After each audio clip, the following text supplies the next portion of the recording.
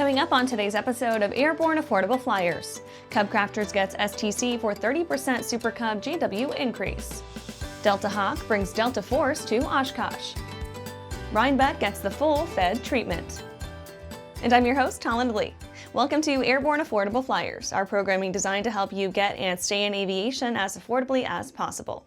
Overseen by the editorial staff of the award-winning Sport Plane Resource Guide, we know well the challenges faced by today's sport flyers, and we're here to help you enjoy flying to the utmost. Let's get into today's stories.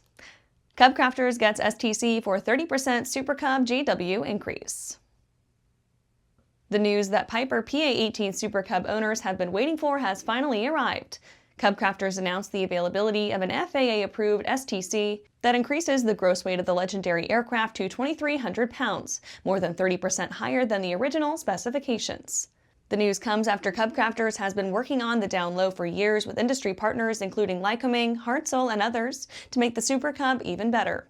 And now owners interested in a full overhaul of the iconic aircraft can access a modernization that increases its speed, range, and payload, all with full FAA approval. This is the only STC that allows the 2,300-pound gross weight for a certified PA-18. It was made possible through the professional engineering work of CubCrafters to ensure that the package of STC modifications are complementary to each other. This STC allows CubCrafters to combine 6 core mods into a single package. The mods include a 180-horsepower engine, vortex generators, extended landing gear, heavy-duty tailwheel, stronger wings, and a reinforced fuselage. These are all combined into a single STC that enables the GW increase. And for third-party installers, it eliminates the uncertainty and risk that typically comes with stacking multiple STCs from different providers. After the break, racers cross the finish line for the 48th Annual Air Race Classic.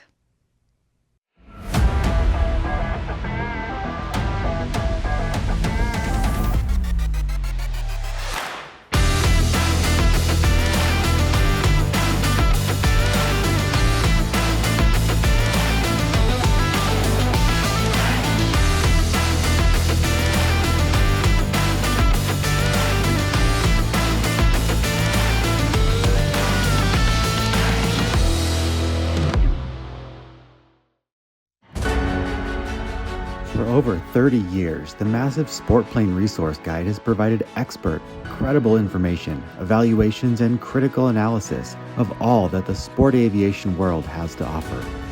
The all-new digital Sport Plane Resource Guide is coming with extensive multimedia features that are constantly updated, an even more comprehensive online guide to all things sport aviation. Available soon. www.sportplane.com. Welcome back. Now let's take a trip around the patch for some shorter stories.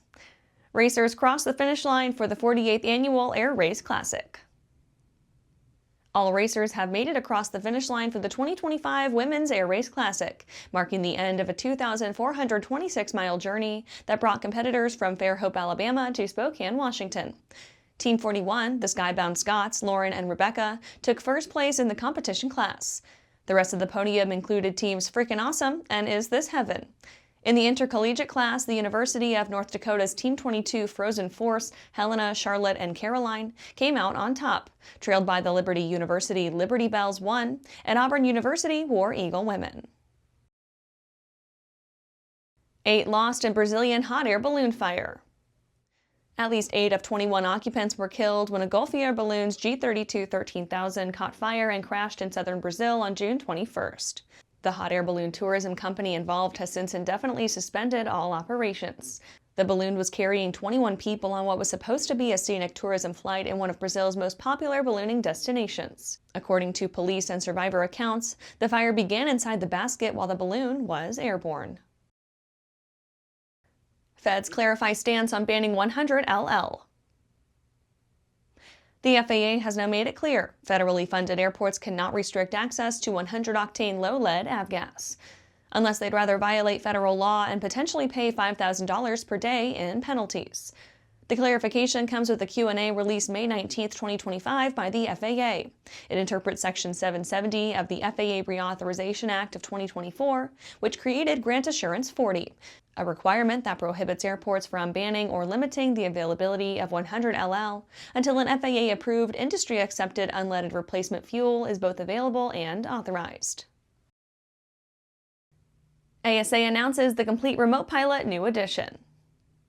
Aviation Supplies and Academics, Inc. announced the release of the 3rd edition of the Complete Remote Pilot that covers all the knowledge required for the FAA written knowledge exam and also teaches about how drones fly, their systems and components, and the requirements necessary to fly in the same national airspace system as crewed aircraft. Anyone interested in pursuing the FAA Part 107 Remote Pilot Certificate required to operate drones for commercial use may want to read and study this guide. That's it for today's trip around the patch. Let's get back to the rest of the news. Deltahawk bringing Delta Force to Oshkosh. On the heels of the first flight of yet another unique new type of aircraft to take flight with the Deltahawk diesel engine, their plans indicate that some 3 aircraft, the original SR-20, which ANN's Jim Campbell flew 2 years ago, the Velocity V-twin, sporting 2 Deltahawks, and the recently completed RV-14, making for a total of 4 DH series engines to be making a flying appearance at Oshkosh this year. And that ain't all. ANN is scheduled to test fly the RV-14 shortly and will be back to reevaluate their SR-20 testbed as well, which has seen some serious, if not stunning, upgrades. Deltahawk is hard at work on STCs for full firewall-forward packages for the Cessna 172 and 182. Piper has already started working on a DH-powered Seminole, which should be a rocket, especially at altitude. And there may be other Pipers awaiting similar treatment, we hope. There are a number of OEM talks underway with entities big and small, as well as other news, and it appears that Oshkosh 2025 may finally, after years of waiting, be the year of the Deltahawk. Much more info to come. After these messages, Rhinebeck gets the full Fed treatment, and not the good kind. Direct Fly USA proudly introduces the new Alto NG, a single-engine, 2-seat light sport aircraft for the North American market. This simple, all-metal aircraft design provides low-maintenance cost, easy, comfortable access, and responsive flight controls. Equipped with the Rotax 912 engine and a ballistic parachute, the Alto NG is reliable and safe. Learn more about the Alto NG at directflyusa.com. Well, hello, fellow pilot. I'm John King.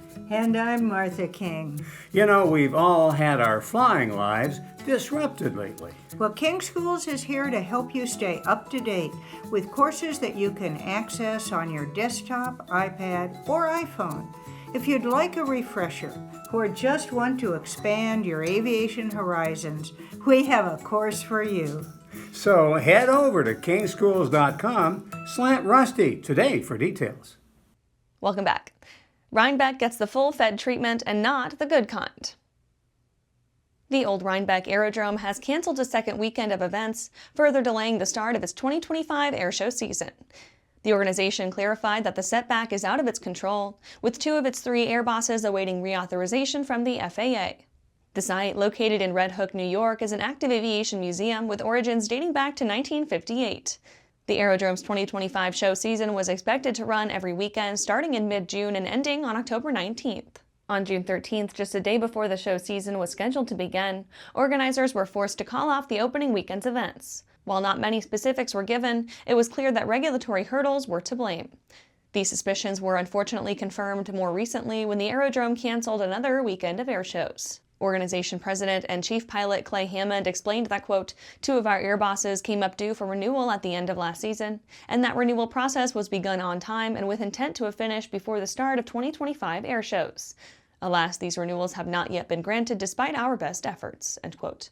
With 2 of the Aerodrome's certified air bosses awaiting FAA approval and the 3rd having experienced a family emergency, Old Rhinebeck show season remains unopened. And that's our show for today. You can catch episodes of Airborne on YouTube, Roku, or Fire TV. Just search for Aero-News or Airborne. And don't forget to follow us on social media. Thanks for watching.